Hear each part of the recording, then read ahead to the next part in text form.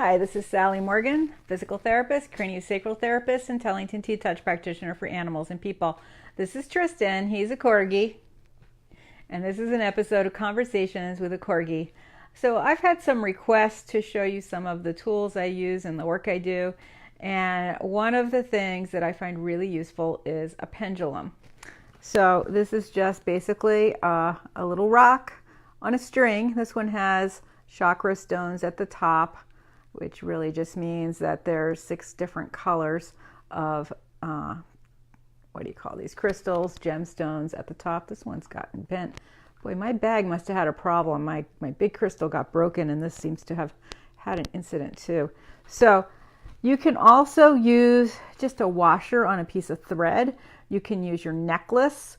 Whatever you have, really, you can do this with. I have been so desperate as to sometimes use a piece of baling twine with just a rock tied on the end. Not the best thing, but if you're in a barn and you really need help, this is useful to have. So I have a few of these. I have one in my car. I have a little bag of stuff I carry to when I see clients and keep some in the office. And I use this fairly often. It's also something I use when I teach my craniosacral classes to understand energy and how energy works. So in a basic way, you can hold this over the chakras on an animal, and I am not turning it. I am just holding it. And it will spin to let you know the vitality of the chakras. See, Tristan's probably a little restricted in the back end because it wasn't moving much. And see, it's spinning really strongly up here in his upper chakras. And sometimes just holding the pendulum over the chakras will clear them. See, it's getting a little wobbly back here. He's definitely got something going on in the back end. Mommy may have to adjust that later. And certainly it's important to note that things that are wrong with you, quote unquote, things that are diagnosable, problems in your body, come in from your energetic field. So the pendulum can really help clean up your energetic field to prevent you from getting injury down the road or having symptoms of a disease or something else. So this is an important part of the work I do in a general way. I often will use it to check an animal before I do a session and after I've done a session to see if there's anything I need to clean up, because I don't have Comet. My old Corgi used to do that for me, and he's still wonky behind here, so I'm definitely going to do a chiropractic adjustment on him later today. The other thing you can also do with a pendulum, and this is really useful, is use it to pick up on subtle energy in your body. Now this one's pretty able to be seen, I think. So what you'll do is start with it not moving and ask it to show you yes. And it may be a circle, it may be a back and forth, it may be a front to back. So this is going a little side to side and spinning to the left. Then you're going to ask it to show you no. So now it's spinning front to back.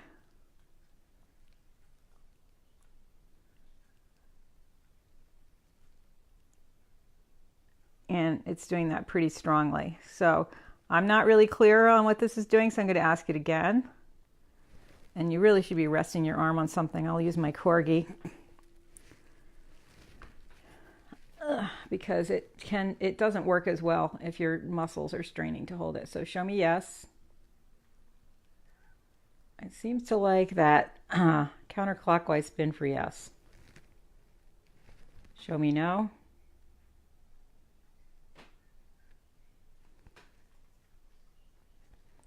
And now it's doing a clockwise spin for the no. So once you do that, you can ask your pet or yourself questions like, here's one. Am I excited about my niece's wedding at the end of October? Yes. See, I really am excited about this wedding. So you can see it's getting very strong. Let's see. Do I like asparagus? Not really. So you can see now it's spinning in the no direction. And it's not huge, like I eat it, but I don't like it. Let's ask it something I really don't like. Do I like to eat seafood? See, it's getting a huge no. Like, oh no, not eating any lobsters, oysters, clams, fish. Ugh. Do I love to eat vanilla pudding? And now it's going counterclockwise. And yes, I do. I love vanilla pudding. It's one of my favorite things. So you can play with it and learn some things about yourself. Try things that you absolutely know. But the other thing you can do with this is ask it to tell you things about your pets. For instance, is a certain thing in your pet's diet good for him? Like Tristan eats a lot of turkey. Is turkey good for Tristan? Yes. Does he like turkey? Yes. Does he like pea pods? No. This is a kid that doesn't eat vegetables. Does Tristan like eating my tomato soup that I just made? Yes. And so that's like the only vegetables he's ever eaten happily is licking up my bowl after I eat my tomato soup. So these are some of the things that you can do with a crystal. You can also, once you establish, you can ask it again, show me yes and no for your pet. And then you can ask it specific questions like, is sibling rivalry a good flower essence for me to use for my pets? And the pets I've had in the past, yes, it's been true. It really helped Tristan when he was with Comet because Tristan was so little and helpless. I didn't want Comet to hurt him, but Comet was very gentle. So sibling rivalry was a good one for my pets. So you can ask it specific things like that. I find it really useful for essential oils because animals, like people, are pretty particular about ones they like. And there are so many oils that some are useful for some things. And you may find, for instance, for calming, that there's like 10 of them that are useful for that. So you can ask your pendulum to tell you the answers. I have used this technique for things like when I'm planning possibly to take a trip to a place and I'm not certain it's a good choice. I've had it absolutely be stationary when I'm really conflicted about something, and that's important to know because then I know that I have to ask more specific questions. With using something like this, specific questions can sometimes get you more help. So if I were asking if I wanted to go to a trip to Wyoming, maybe, I might have to ask it things like, will it be financially advantageous to go to Wyoming?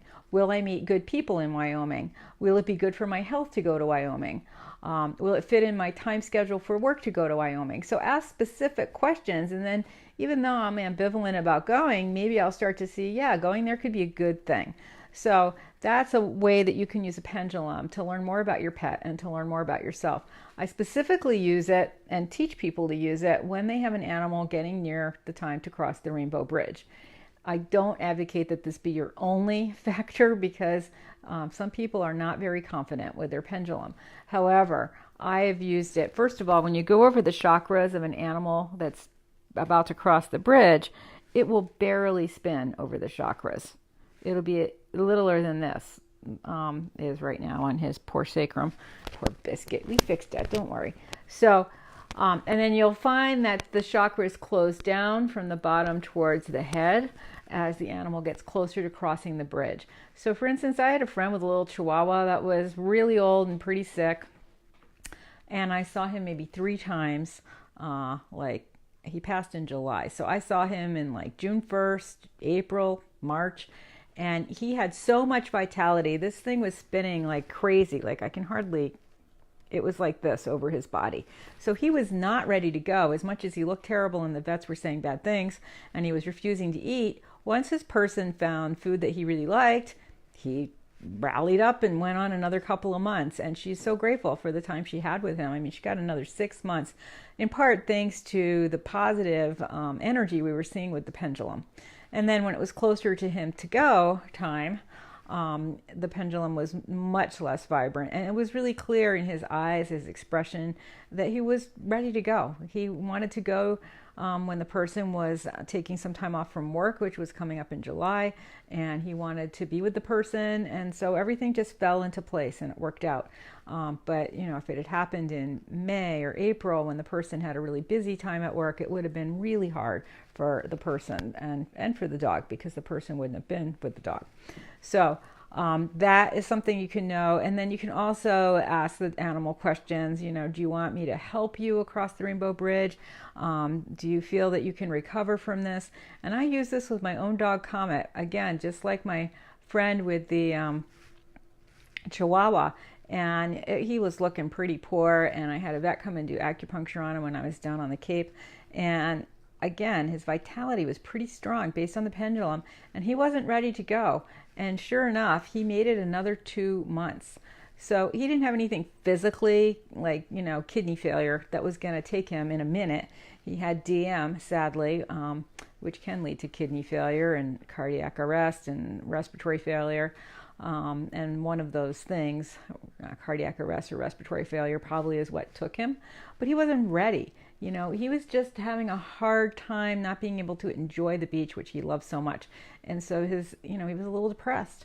And I brought him home and he rallied. So you can get a lot of information using a pendulum and using it to connect with your animal. Now, some people are probably super skeptical about this, and I've got to say, I've taught hundreds, if not thousands of people, probably it is thousands because I used to teach classes with 50 people in them, how to do this with their pet and just for picking up on their own energy regarding certain circumstances.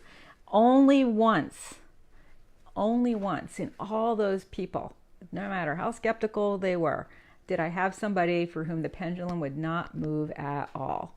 And that person was pretty unusual and pretty atypical. Lots of emotional problems, psychological problems, like diagnosable, physical problems in the body. I mean, that person had so much going on that I think the pendulum could not pick up on anything, because there was just so many voices screaming from that person's body and mind, not literal voices in her head, but maybe, that she was unable to be neutral and let this pendulum do what it wanted to do. So I encourage you to give it a try, because it can be super useful when you're facing hard decisions for yourself, or even simple decisions like, should I buy, Brussels sprouts or cauliflower at the grocery store this week? Try it with things like that and see how things go for you. So, and Wendy, who started me on this little journey right now, had asked about things like, how do you know which flower essences and which essential oils to choose for your animal? So the pendulum is one way you can ask yes or no questions to find out what your animal needs. Right, Tristan? He says, yes, I think I need my buns a little bit more aligned. He walked on an acorn down at my sister's, and he was limping for a good 3 blocks before his dumb mother, who did check his feet right away, found the piece of acorn stuck up in his pads. And so he was really limping and compensating, and I don't think he's quite yet recovered from that, even though I worked on him for a long time afterwards. So we will adjust his buns later. All right, thanks for joining us today. Remember, I'm at my job as an educator Monday and Wednesday this week, so we will be back with an episode of Conversations with a Corgi on Tuesday morning at between 8:30 and 9.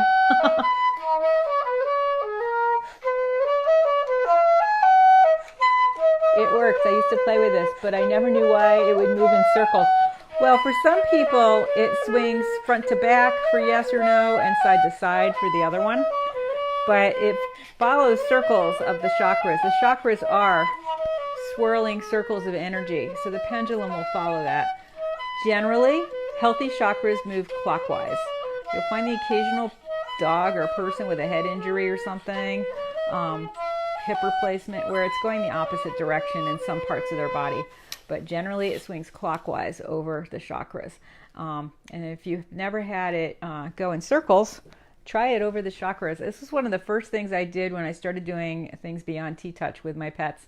And I had Winston Corgi laying upside down on the ground like a human on a table, because I didn't really know how else to work on him at the time. It didn't occur to me he could be up like this. And he was laying there, and I had made a pendulum out of like a piece of string and a piece of cardboard or something. And he was young and healthy. I was shocked at how that thing was spinning in circles. I was just, that was the beginning for me of seeing how his strong, healthy chakras, and then practicing on other pets and seeing not strong, healthy chakras. So it really is an interesting technique. Anyone can use it, and I encourage you to experiment with it on simple things, making up names that are not your name, and then using like an old nickname or something and asking yes or no, is this your name? And one of the things that we'll talk about on Tuesday is for muscle testing is how to become the person or animal that you're working with by saying their name. So have fun with your pendulum, and we'll see you on Tuesday. Have a great day.